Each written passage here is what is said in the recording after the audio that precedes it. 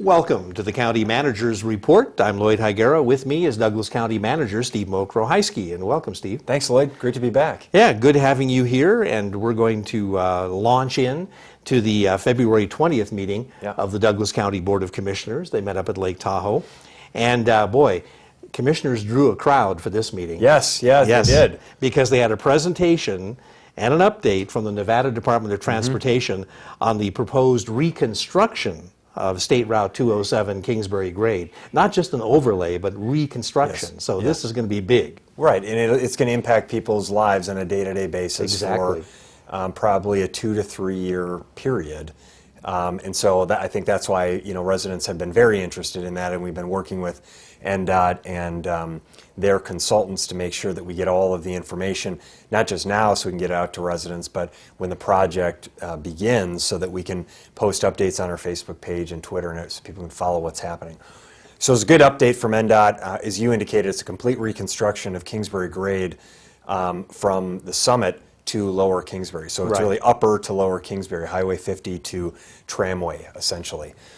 The project, it is about a 3-year construction schedule project from May 1st, 2014, so this May, through October 15th, 2017.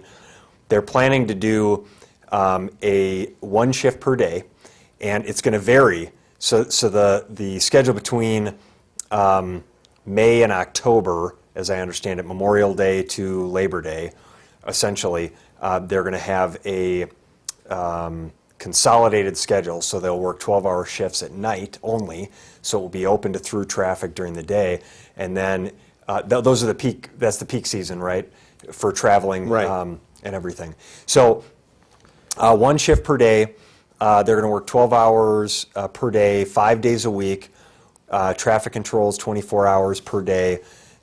Before Memorial Day and after Labor Day, they're going to do day and night shifts, so 24 hours on for 6 out of the 7 days per week, 24/7 traffic control.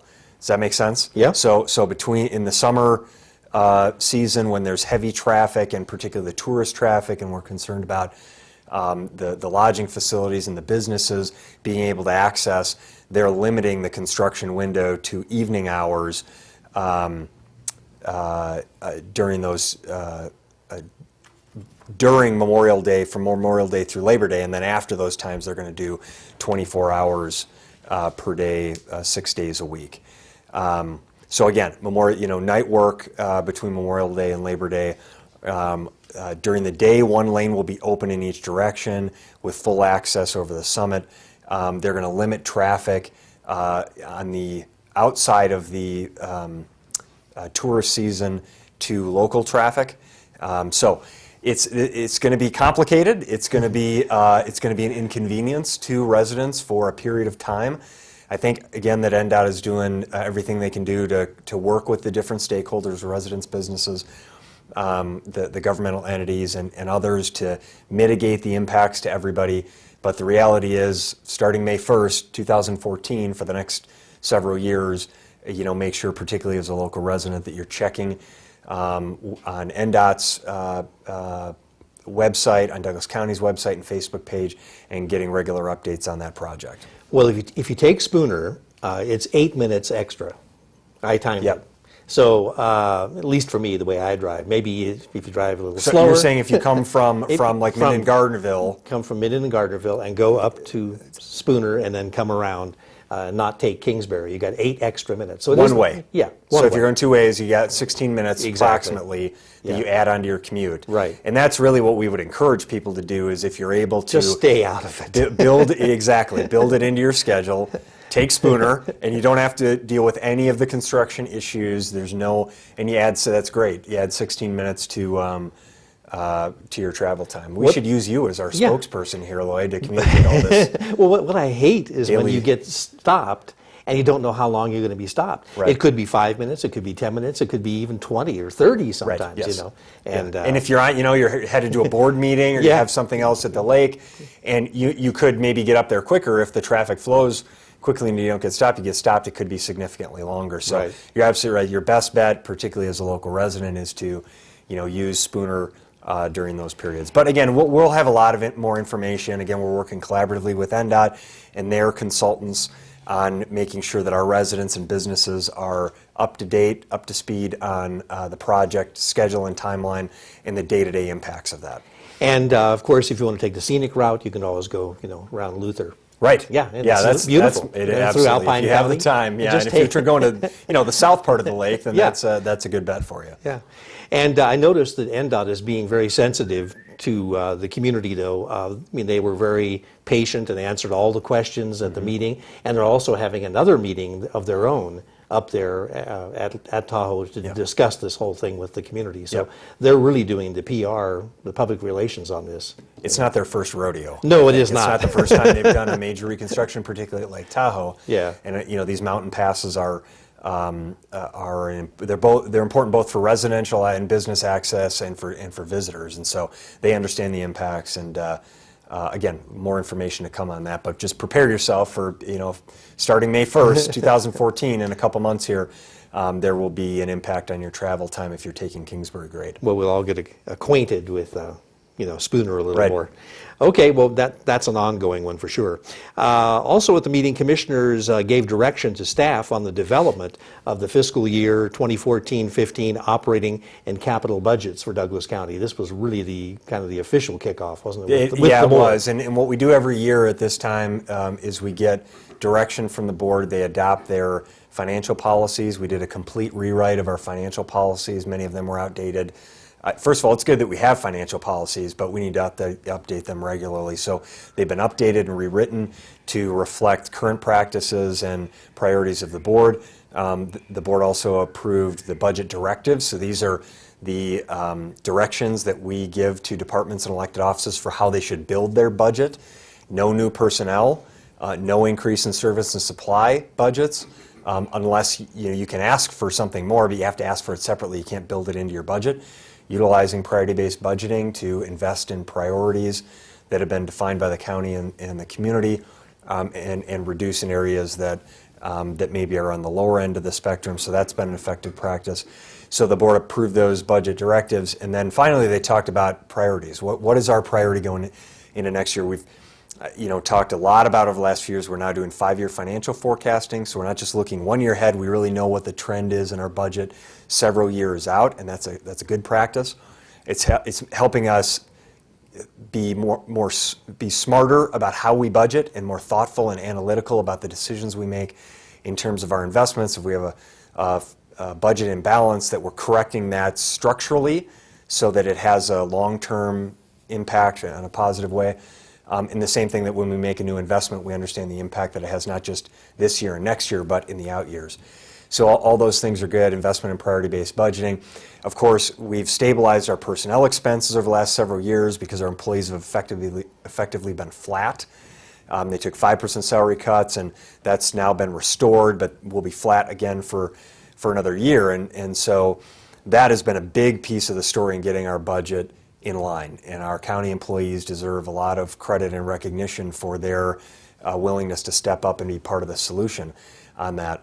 Health insurance and pension costs are the other ones that we've passed on 100% of the health insurance increases to our employees, and that is compounded. Our employees now pay twice the premium per pay period that they paid just 5 years ago. And actually, on average, our employees pick up about 60% of the health insurance costs, and taxpayers pay about 40%. That is really out of whack compared to comparisons in other local governments around the region and country. So those are all those. And then what that's allowed us to do is invest in important priorities for the board and the community, like road maintenance, where we increased funding for road maintenance from $300,000 to $1.3 million this year. We're going to try to continue that trend with recommendations from the Road Funding Task Force. So the board's priority for next year is going to be investing, continue to make that shift of existing property tax revenue into roads and get that problem solved so that after next fiscal year, we can pivot to investing in our employees. We really, if we're serious about recruiting and retaining a quality workforce in our organization, in our community, which I think all residents should be concerned about, because these are the people that are providing the services that taxpayers pay for. So we want a quality workforce that is compensated competitively so that we can retain them. And that's something that we have, I think, gotten a little behind on in the last few years because we've done a good job of tightening our belts as it relates to compensation. It's caught up to us now, and we're starting to see some bleed over from that. So 2 years from now, we're really going to be serious about working with our employees to allow for reasonable increases in compensation and benefits there. But we're planning for that well in advance of it actually happening. So that was the discussion that the board had. We're anticipating presenting a balanced budget for the second year in a row to the board at the kickoff for the budget in April. And of course, we'll have the financial state of the county on March 10th at Carson Valley Inn at 5:30 p.m., which is open to the public, and we invite folks to come out and learn more about our budget and our financial management practices. I think that bears maybe repeating again, so people understand that you're going to do a state of the county address and also the budget kickoff, and maybe go into that a little deeper and then mention the date and time again. Yeah, we for the second year in a row, you know, what's frustrated me for many, I've been in local government, county administration for 15 years, and every year we, you know, when you set a water rate and maybe you talk about a 1 to 5% or whatever it may be increase in water rates, you pack the room with people concerned, understandably, about the impact on them and any changes to a fee. And then we set, in our case, $120 million in combined fund budgets. These are taxpayer dollars that we collect to pay for important public services, and we typically get 1 or 2 residents who show up to that discussion. And so what we did last year in an effort to reach out to the public and say, you really need to be engaged in this discussion about how your taxpayer dollars are spent and how we're managing your money on the things that we have an obligation to do for the community. So we took it out in a roadshow, essentially. We had it at night, after 5 p.m., so people who are working during the day or have obligations during the day can come. We had it outside of the county building, so you don't have to feel intimidated to come into a government, you know, board meeting room. We have it in a private hall, and we just talk about, as we did last year, we will again this year, talk about our finances, what we've done to stabilize our finances, where we're going in the next year and in the next 5 years from in terms of investing taxpayer resources in the areas that have the most value, return on investment, and that are priorities for the community. So again, March 10th, Monday, March 10th, at the Carson Valley Inn at 5:30 p.m. We anticipate 5:30 to 7:30. We'll do the financial state of the county for about an hour, 45 minutes maybe, and then take some Q&A if anyone has questions. And then the other portion we're going to have is to recognize some local businesses for outstanding work that they're doing. So we've identified several categories that we want to recognize different businesses, particularly who've partnered with the county on innovative projects or initiatives, and they've expanded and they're doing good things for the community. We want to recognize those private entities for their work. So that's what that financial state of the county is going to be. It's really, I think, effective. Last year we had around 100 people that showed up. So in past years you get 1 or 2 residents. This time we had over 100 people that came and engaged in that process, and we want to continue that public dialogue with residents. Well, if you really want to find out how your tax dollars are spent, show up there March 10th, yes, 5:30 p.m., Carson Valley Inn. Okay. You're going to be there, right? Yeah, with a camera in hand. All right, good. And a microphone or two. Yeah, we'll televise it if you're not able to show up. Also, at that February 20th meeting, there was a presentation given to commissioners on the preparation of the 2014 Transportation Master Plan update, and that included a possible change of policy to reduce the roadway level of service from the current standard of C to a lower standard of D, and I know that caused a lot of confusion. People thought that they were talking about the condition of the road, right, but it has more to do with the traffic on the road. Right. And maybe if you could explain that. The commissioners decided to keep it at C, not reduce it to D. They did. Yeah, and it's important to understand that the last transportation master plan that we developed was 2007. Typically, you would update your transportation master plan every 5 years. We're now 7 years into that timeline, and so we're due for an update to the transportation master plan. And this really looks at, like our master plan does, it looks over decades in the future, over based on population projections and growth projections in the community. It looks at what type of transportation infrastructure is going to be needed in your community in our community to meet the needs, the growth needs of the community as a whole. Now, many of those growth needs have changed from 2007 when we were sort of at the peak of development, I think, in the valley, and that has stabilized, and we're not anticipating the same type of growth that we were at that time. So those dynamics have changed. But one of the things over the last several years that has been debated is the level of service. And there are level of service that start with A. They go A, B, C, D, E, F, and so on. And A, as you indicated, is the highest standard. And it does indicate, and I have a picture here that maybe we can show, and will help illustrate to people. I think I have a picture. I do. That shows people, and hopefully you can get a little flavor, but this gives you three different pictures. There's LOS, level of service A, level of service C, and level of service D. And you can see the traffic, just an example of LOS A. You see here the traffic, there's very little traffic here. So what that indicates is the type of infrastructure for this community allows for very smooth traffic flow.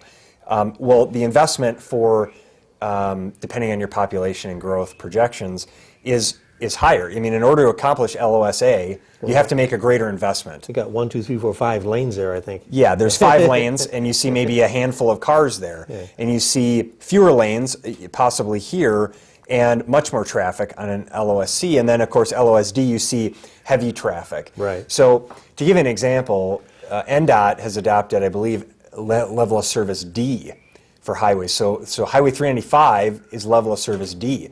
Douglas County has a level of service C on our road. So our road, the requirement when a private developer or the county is constructing a road, or the town or GID, is that it be constructed at a level of service standard C, which is a higher investment and allows for more smooth traffic flow than a level of service D was. So that's kind of a basic overview of the differences there. And as you indicated, the board debated this issue and they decided that they wanted to pursue continuing with the policy of level of service C, that they didn't want to lower the standard. They felt like what we have in place today is appropriate for the type of community and the demands of our residents, and we're going to continue that.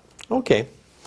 Also on the agenda, Commissioners heard a first reading of an ordinance changing the County Health and Safety Code as it relates to unlawful rubbish and outside storage, property maintenance, and public nuisance abatement.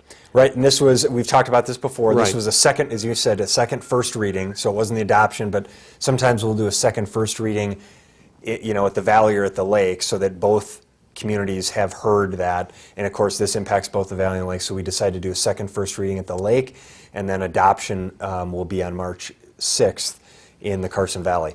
So again, initiated by the Community Development Department, we've heard some complaints from some residents, and so this was to address that as well as reflect our existing code and do some cleanup to avoid conditions that reduce the value of private property, that promote blight and deterioration, or that are a nuisance, creating a hazard in residential areas. And I think as we discussed before, it'll put a little more teeth into code enforcement. Exactly. Yeah. Yep. They have a greater ability to enforce the existing codes that are there and the demands of our residents. I think it was mentioned that the code enforcement officers do not wear guns or... They don't, yeah. Well, you know, that's not only that, but the fact that our code enforcement...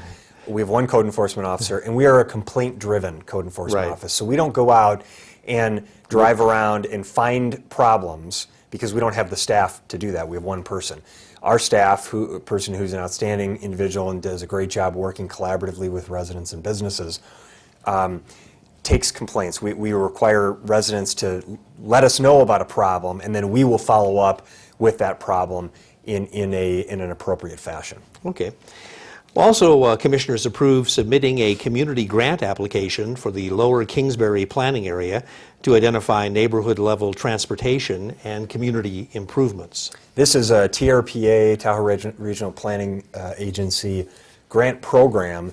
And that's something new, too, isn't it? It is. It's a new grant program that's been established, and we're looking at creating, of course, we've talked about these visions for the South Shore of Lake Tahoe and the vision from Minden-Gardnerville Main Street, and it's really the same priority and vision, creating walkable mixed-use centers, encouraging biking, walking, and transit use, supporting economic vitality, and reducing impacts to the environment. So that we believe that funding from this grant program could allow for up to $200,000 each in creating projects and programs and planning to improve the mobility, the economic vitality, the environment, and the quality of life in the Lower Kingsbury area. And so the board supported that grant application, and our county staff is working in partnership with the private businesses in Lower Kingsbury, as well as design workshops to move forward and seek that grant funding. What is the size of the grant? With the total, I'm not sure what the total amount is, but what we believe we can achieve is around $200,000 for these projects substantial that we've grant. identified. Right, just for Douglas County for that Lower Kingsbury area. Okay. Also, Commissioners approved an interlocal contract for 911 services between Douglas County and Alpine County, California. They're going to provide dispatch service for Alpine County. Right. And this is more of that trading between counties of services. Yep. Exactly. This is regional collaboration. We're doing a lot of this with Carson City and Lyon County and Story County and Churchill and Alpine County, the Washoe Tribe. On 911 services, Douglas County 911 emergency services provides dispatch emergency services to several entities throughout the region, including the Sheriff's Office, East Fork Fire, Alpine Sheriff's Office, the Washoe Tribe, and others. So this is already in place. We actually already provide services to Alpine County, but there was never an agreement in place that specifically said, here are the services you're going to get, and then here are the fees you have to pay. So this moves us, I think, into a more specified relationship with Alpine County.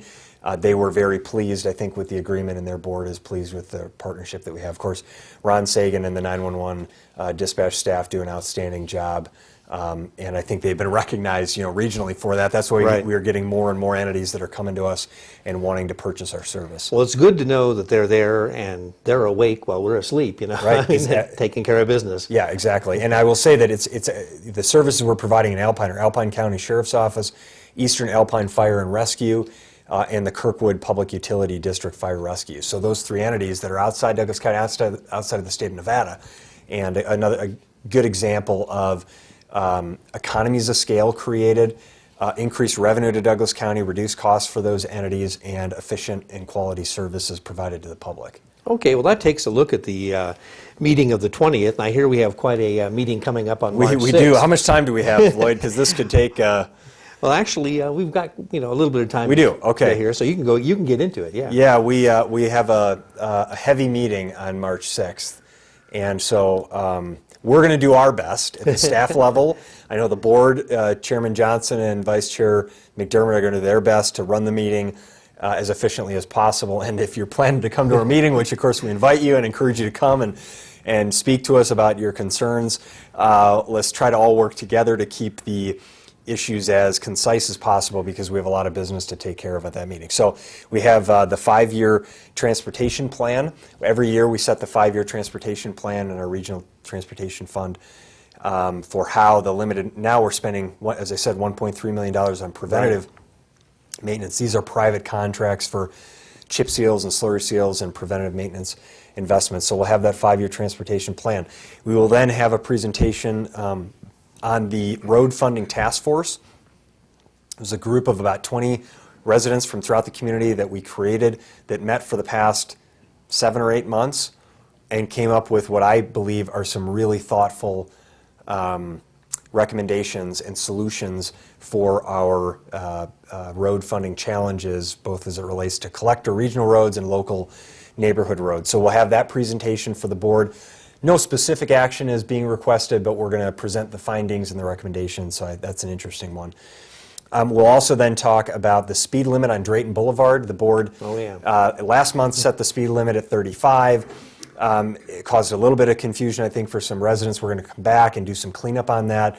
The board actually has the ability to either establish the speed limit at 35 by repealing the resolution and then bringing forward an ordinance in the future, or they can repeal the resolution they approved and set the speed limit at 25, which is actually what is called for in our ordinances today.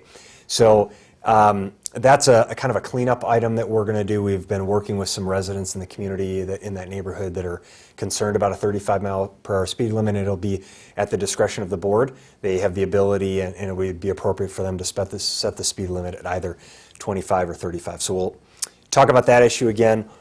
Then we'll get into what I know is never a contentious issue, water and sewer rates in the Carson Valley. No. And we will talk about monthly water rates for the Carson Valley Water Utility Fund.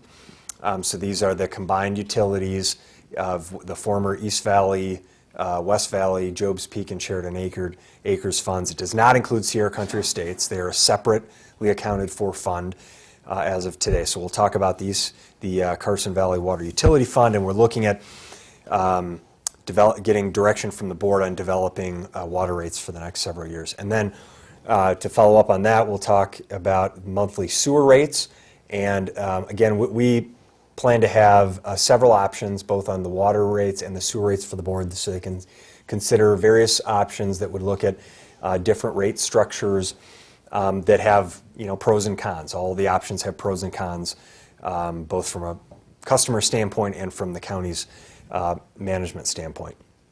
So that will take a chunk of time. And then we have the second reading and adoption of the ordinance on the craft foods and alcoholic beverages. Of course, we're aware that I think it was AB 154 was adopted by the 2013 Nevada legislature and signed by the governor, that allows for craft distilleries. State law didn't previously allow, so we're now creating a local law that reflects that state law. And then once we have that local law in place, any business that wants to come in and meets the criteria established by state and county law is able to do that and go through our process. So we'll have that. We will have the adoption of the unlawful rubbish ordinance. We will have the second reading and adoption of the signage provisions for special occasion home use. We will have the second reading and adoption of the temporary moratorium on medical marijuana establishments. So a lot of things we've already talked about that now are coming back for adoption by the board. And then we will have the development and infrastructure agreement for Clear Creek. If you recall, several months ago we talked about the potential of working in partnership with Clear Creek Residential Development on a water line improvement, which Douglas County and our water customers currently will benefit from, and that Clear Creek also needs in order to provide water service there. And so we've identified what I think meets all the criteria that was requested by the board and there was concerns of residents at that meeting. And so we'll bring that development and infrastructure agreement back to the board. Then we will talk. We're not done yet, Lloyd. We may be running out of time here, but we're not done. You better speed it up because we're going to run out of time. There's a discussion on a committee for Douglas County's Carson Valley Water Utilities, and then quarterly financial report from the county. So that's the meeting, and I look forward to it. You weren't kidding. That is I wasn't kidding. Power-packed meeting there. And I didn't even cover all of it. Bring those a are the big sack items. lunch with you. Yes. Yeah, that's going to be something. Okay. Well, we'll look forward to that. Well, Steve, I sure want to thank you for all the information Thank you, Lloyd. you've provided. And that's what we do here on the County Manager's Report. We keep you informed and up to date. So I'm Lloyd Higuera with County Manager Steve Mokrow-Heisky, and we'll see you next time on the County Manager's Report.